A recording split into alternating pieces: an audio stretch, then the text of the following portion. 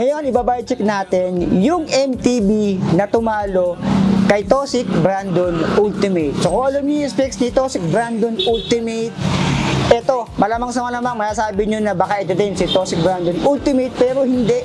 Mas lamang to. And mas sulit to, mga alien. Ako nagkasabi sa inyo. Mamaya sabihin ko sa inyo yung pagkakaparehas nila and yung pinagkaiba. So, ito, si Agent Blaster, mga alien. So, alamin natin kung ano yung pyesa nito. Bakit ko nga ba nasabi na mas maganda to kay Toxic Brandon Ultimate na nakasumano yung Dead World Speed. Let's go!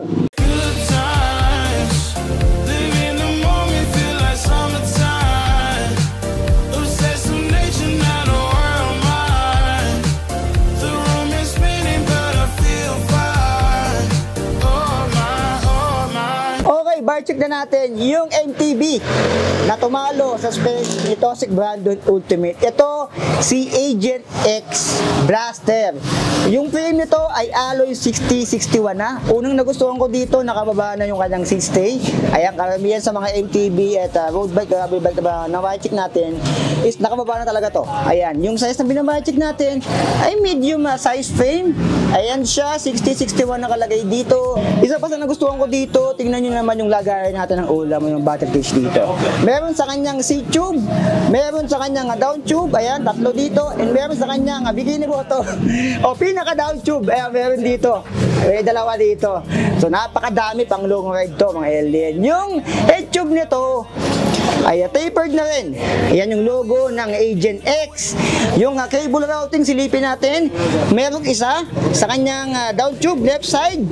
Tingnan natin sa ilalim, meron dito. Ito yung kanyang brake cable sa likod. So, naka-external cable routing yung brake caliper. And naka-internal naman yung kanyang RD. Kung tatanungin nyo kung pwedeng gawing 2x2 or 3x, hindi pwede. Wala sa doong stopper. Wala pang side swing, wala din. Top pull, wala din. So, yung frame ni Agent X Blaster ay pang 1x specific lang talaga siya. Ayan, dito naman tayo sa kanyang crankset. 34 teeth, Halotech. Meron lagos pupunta sa mundo ng mga alien ng mga klases na Halima 170mm. MPL Pro Wheel na yung ginamit dito. So, pwede na yan, naka-Halotech na rin. Yung chain, hindi kayo mapahiya.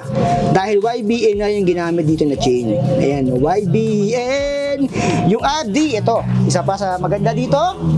Naka-Diore M6100, meron siyang clutch dito. Ayan.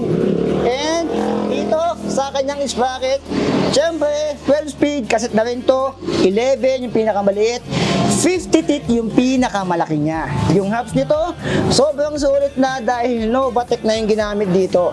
Ayan. Novatec na yung ginamit. Dito naman tayo sa kanyang spokes.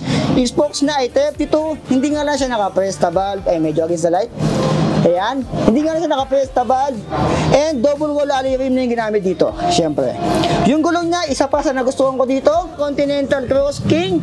Yung size, 27.5 by 2.2. Ayan. Dito ko inano kasi nga, medyo maliwanag dito nag-against the light. Yan yung 27.5 by 2.2. Mga 2.3, kaya pa yan. Ipilit nyo yung hindi pwede, mga 2.4. Ayan. Sa likod naman, ito, isa pa. 160mm rotors. Pero ang ginamit na rotor dito is Shimano RT56. So, sobrang sulit na rin yan. Shimano, yung kanyang RD, and yung kanyang rotors dito. 6 volts. Quick release na rin. And Shimano na rin yung kanyang brake caliper dito. Ayan.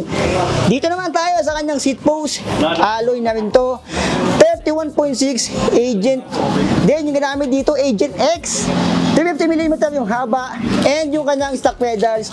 Siyempre, ball bearing pa to. Ito pa sa nagustuhan ko dito. Agent X yung upuan. And may cooling system ng itlog nyo.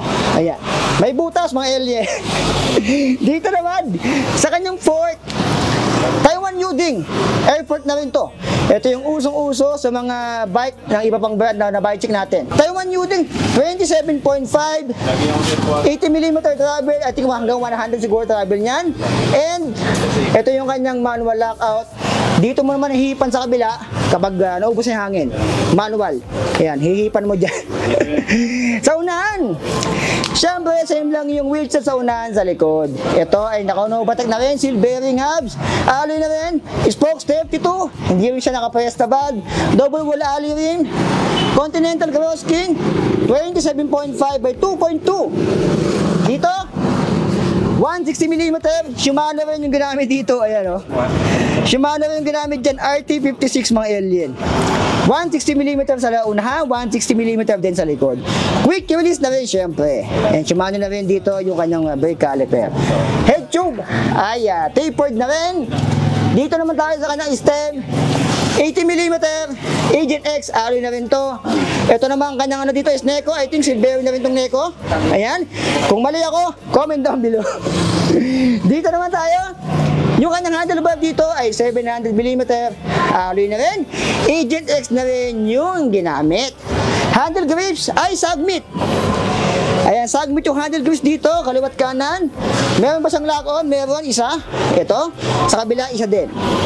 Yung kanyang shifter, ayan, na Shimano Dura 12-speed M6100. And kita yung indicator dito ng gear kung nasang planeta ka na. Ayan. Yung brake, isa pa sa nagustuhan ko dito. Shimano MT200 na rin ginamit dito. So, pwede na. So, ano nga ba yung kaibahan nito kay Tossic Brandon Ultimate? Yung frame nito ay iba. Yung frame geometry niya, kay Tossic Brandon Ultimate kasi is padiretso. Ito, nakababa yung kanyang stay. Yun yung una napansin ko sa kanya. Pangalawa, yung kanyang hubs. Kay Tossic Brandon Ultimate, doon nagkakamali yung ginamit na hubs doon ay Solon. Ang may-ari ng David Solon. Pero ito ay naka-Novatec. Ayan o. Naka-Novatec na yan mga alien. Mag-focus ka. Ayan. Naka-Novatec na rin. Isa pa sa napansin ko na bago dito, mas lamang to kay Tossic Brandon Ultimate. Dahil yung gulong nito ay Continental Cross King na rin. Ayan. 27.5 by 2.2. Samantalang si Tossic Brandon Ultimate ay naka-Innova Pro lang ngayon. Pero ito is a Continental Cross King. So magandang klase na rin yung gulong. Yung ibang parts nito halos parehas lang kay Tossic Brandon. Bukod lang doon sa nabanggit ko. Yung hubs, iba. Solon, ito is a Novatec. Yung frame niya, ito is nakababa yung kanyang seat stay. Maganda yung geometry, madami lagayan ng beer ng ulam. Pangatlo, yung kanyang gulong. Ito is Continental Cross King. Yung kay Brandon ay Innova Pro yung ginamit. Yung brake parehas lang, MD200. Yung kanyang Halotech is parehas lang din. Tossic lang nakalagay dito, ay doon kay Tossic Brandon. Ito naman ay MPL Pro Wheel yung ginamit. Pareho silang Halotech. Yung chain, I think parehas lang din. And yung kanyang RD and shifter is Diore M6100. So parehas na parehas lang yan mga alien. And ito, siyempre, parehas lang to 11, 50 teeth, 12 speed. So magkano nga ba ito dito? Kay Budget Bikes Cavite, ang presyo nito, sobrang lapit ko Tossic Brandon Ultimate. Ayan, 1x12 speed Diore, naka-hydraulic, 27.5. SRP niya is at 20,700. Pero kapag kinash mo and wala kang previous na kukunin, 20,000 pesos. So para sa inyo ba, okay na rin ba yung ganyang specs? Para sa akin, kung papipiliin ako, Tossic Brandon Ultimate o si Agent X Blaster, dito na ako. Dahil unang-una, ang laki ng lamang nito sa kanyang frame, sa kanyang rotor siguro, mas lamang to kasi nga, naka-Shimano na to. Si Tossic Brandon Ultimate, baka naka-stack lang siya na rotor siya to, naka-Shimano RT56, tsaka yung hubs nito is Novatec. Si Novatec, kaya na rin yan sa market ng bike sa Pilipinas. And yung kanilang fork, parehas lang. And isa pa, Continental Cross King ginamit sa gulong nito versus doon kay Tossic Brandon Ultimate ay naka Innova Pro. So ito, magbili nyo dito kay Budget Bikes Cavite ng 20,000 pesos. Kung medyo malayo kayo, nasa ibang universe kayo, nasa malayo kayong part ng Pilipinas, pwede nyo orderin to via Shopee. Yung Shopee link is nandyan sa screen nyo ngayon and nandyan sa video description yung kanilang Shopee link. O hanapin nyo yung shop nila sa Shopee, Budget Bikes Cavite, lalabas na yun mga alien. So mostly 4.9 na stars ang rating nila doon. I-check nyo na lang mga alien. Pwede nyo orderin to 20,000 pesos. Sobrang sulit na. Kung tatanungin nyo ko kung sobrang sulit na ba to, kung recommended ko ba to, Sobrang recommended ko to dahil napakaganda na nito mga alien. Halos wala ka nang papalitan dito pang mga Tagalan na. Siguro ang upgrade mo dito, next lifetime mo na.